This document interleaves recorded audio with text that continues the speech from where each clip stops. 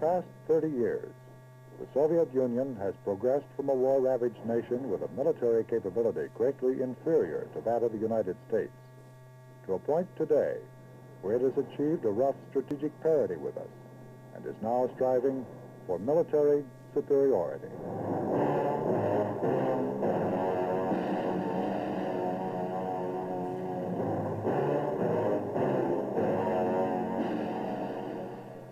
A recent Library of Congress study concludes that the Soviet Union alone among all countries in the world today has sufficient strength to challenge America militarily in many areas of mutual interest overseas and bring power to bear on our homeland.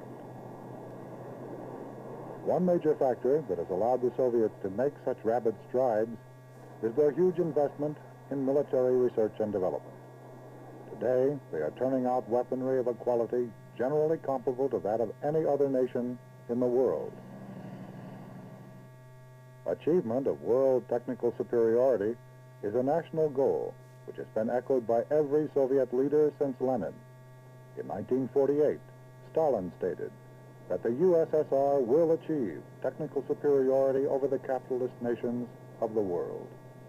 And this goal has not been abandoned. Each year since 1970, the Soviets have spent more for development of new weapon systems than the United States, and are currently investing approximately 25% more than we are. This investment could allow them to achieve superiority unless we support a dynamic research and development program of our own. In reviewing Soviet intercontinental strike forces, the Library of Congress has noted that over the last 10 years, the Soviet Union has added to its force the equivalent of the entire U.S. ICBM force in numbers of launchers. This amounts to 3 times the nuclear payload. They currently have about 1,600 ICBMs as compared to our 1,054.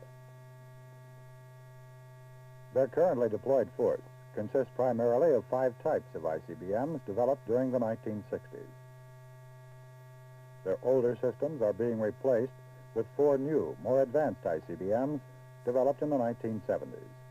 3 have demonstrated multiple independently targeted reentry vehicles, MIRV, which allows their several warheads to be placed on separate targets. 2 of their systems use a launch technique that allows their silos to be reloaded in a relatively short time. One of the missiles is probably being developed as a land mobile system, which, if deployed, will add to their force survivability. Despite this massive investment in force modernization, there are indications from various sources that the Soviets are continuing with the development of even newer and better strategic ballistic missiles. Their medium-range and intermediate-range ballistic missile force, which can now launch about 600 missiles, is also being improved by the development of a new, sophisticated land-mobile IRBM that carries a MIRV payload. In the second element of their strategic triad, submarine-launched ballistic missiles, the Soviets surpassed the United States in the number deployed in 1974, and in mid-1976 have about 800 missile launchers on some 60 nuclear-powered submarines. They do not have MIRV-capable SLBMs. However, their biggest submarine missile can deliver a warhead to a range of 4,200 nautical miles. This allows them to operate at greater distances from our coast and complicates our problem of anti-submarine warfare and missile launch detection. The Soviets have placed less emphasis on manned bombers. They have over 200 long-range bombers in their inventory, or about 1/3 as many as the United States Air Force. This strategic bomber force is made up of the turboprop-powered Bear and the all-jet Bison. Both are configured for air-to-surface missiles or gravity bombs.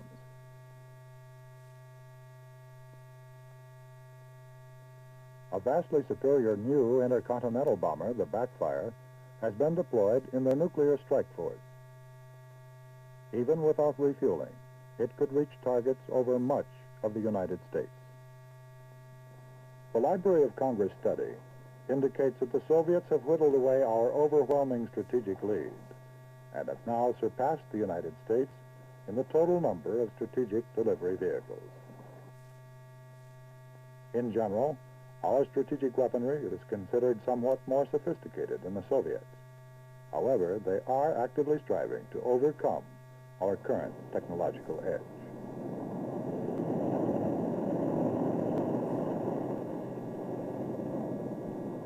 In the area of strategic defense, the Soviets have developed the most extensive and expensive air defense force in the world.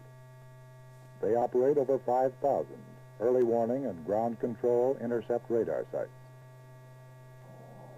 The Soviet fighter interceptor force, dedicated to home defense, is composed of some 2,700 aircraft, as compared to about 400 interceptors in the United States, and their force is being modernized by the introduction of such aircraft as the Mach 3 Foxbat, a high-altitude interceptor reconnaissance fighter, introduced first in the late 1960s.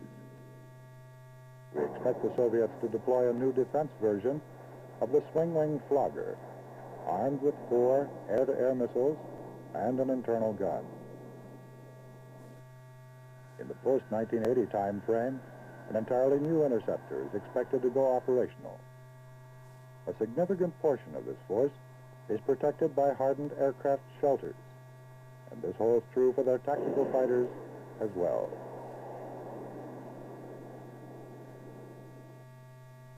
From the standpoint of surface-to-air missiles for home defense, the Soviets have nearly 12,000.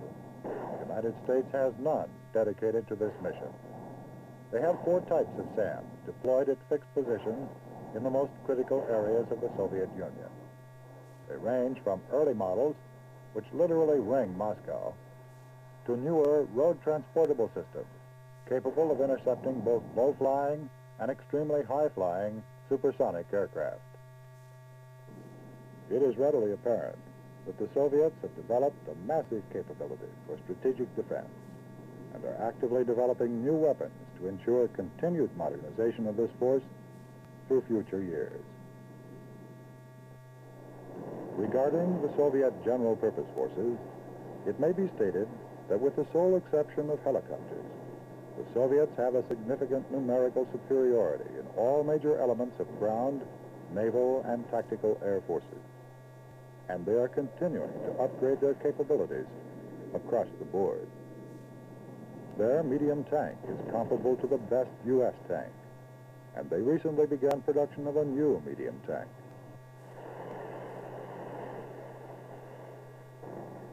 They are introducing new self-propelled artillery to replace towed artillery, thereby improving operational flexibility.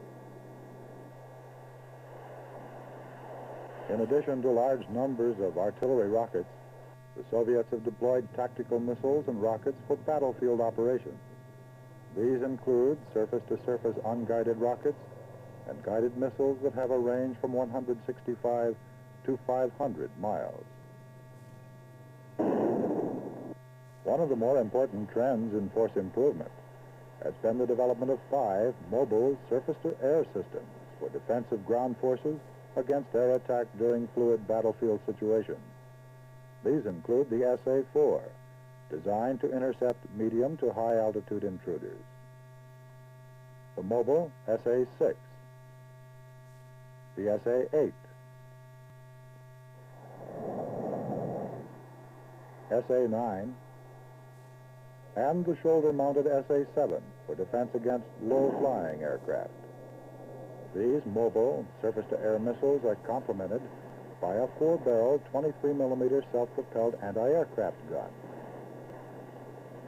Together, they form a highly mobile air defense system for tactical operations. The Soviets have the world's largest force of combat surface ships, and this force is also being modernized. By 1977, almost half of these ships are expected to be armed with surface-to-air or anti-ship missiles. Some of the anti-ship missiles have ranges of over 200 nautical miles and are very accurate.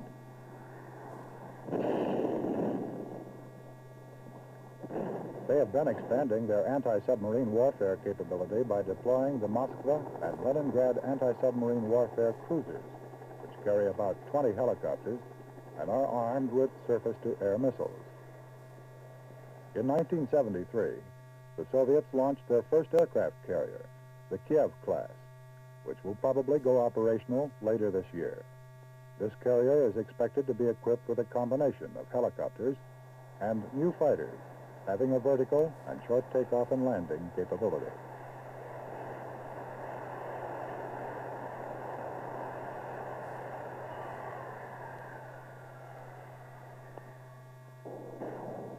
With regard to tactical aviation, the Soviets have been significantly improving the capabilities of their theater air forces by the rapid introduction of advanced tactical aircraft and improved munitions.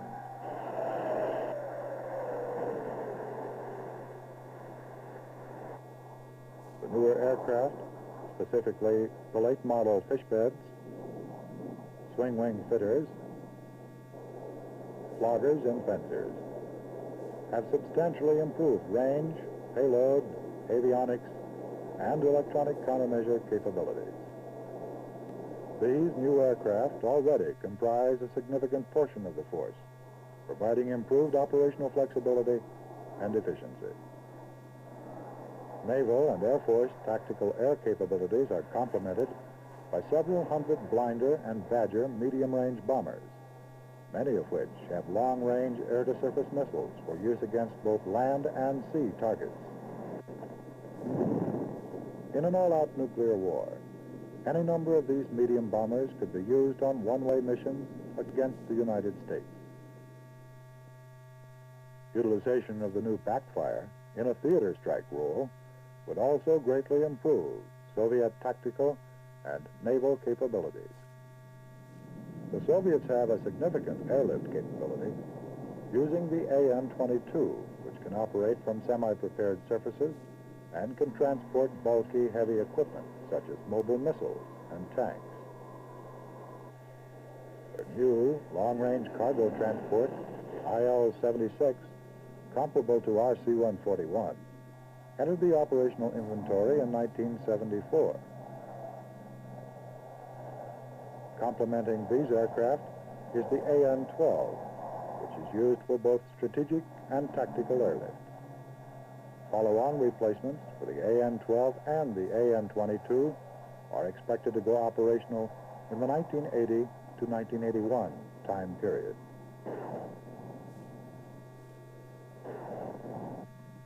Soviet general purpose forces are the world's best equipped and prepared to launch chemical attacks and to operate under chemical, biological, and radiological warfare conditions. Chemical warfare doctrine and organization have become part of the Soviet armed forces. These forces have developed to the point today where there is no question that they are unsurpassed in their ability to undertake operations in toxic environments, both offensively and defensively.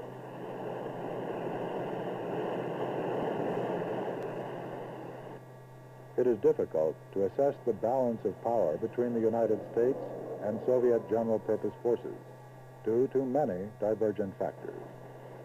Quantitatively, they are far ahead. Qualitatively, we probably have the lead, but even this is not certain. As the Library of Congress report states, only the crucible of combat could confirm the current United States-Soviet qualitative balance in this regard. Their currently deployed forces are the result of research and development efforts of 10 to 15 years ago. The investment they have made in military research and development from the late 1960s to the present will result in more technologically advanced and sophisticated weaponry with which to upgrade their forces during the late 1970s and well into the 80s. This is extremely critical, as the Soviets have continued to improve their already massive research and development base by expanding their aerospace design bureaus, research institutes, and test facilities. They employ about 200,000 more scientists and engineers than we do in the United States, and each year they graduate approximately 5 times more engineers, thus ensuring an even greater capability for the future. The Soviet view of their military R&D capability was expressed to the world by Secretary Brezhnev during the 23rd Communist Party Congress, when he stated, "Our superiority in the latest types of military technology is a fact, comrades, and one can't escape facts." The Library of Congress report states that the day has passed when U.S. scientific ascendancy can be taken for granted. Soviet efforts already equal our own in several respects, surpass us in others, and exhibit strong momentum. This is the Soviet threat.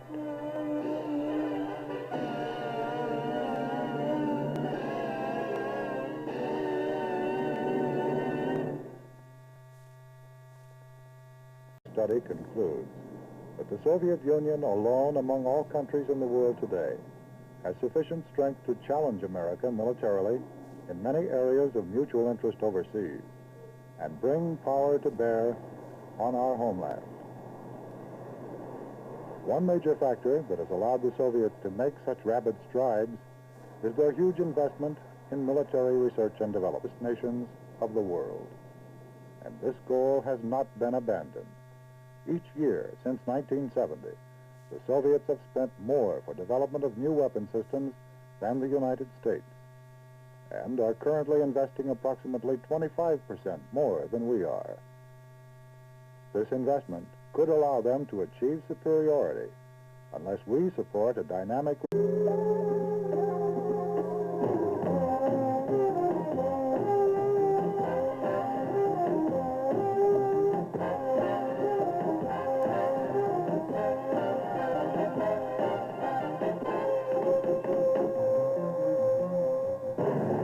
In the past 30 years, the Soviet Union has progressed from a war-ravaged nation with a military capability greatly inferior to that of the United States to a point today where it has achieved a rough strategic parity with us and is now striving for military superiority.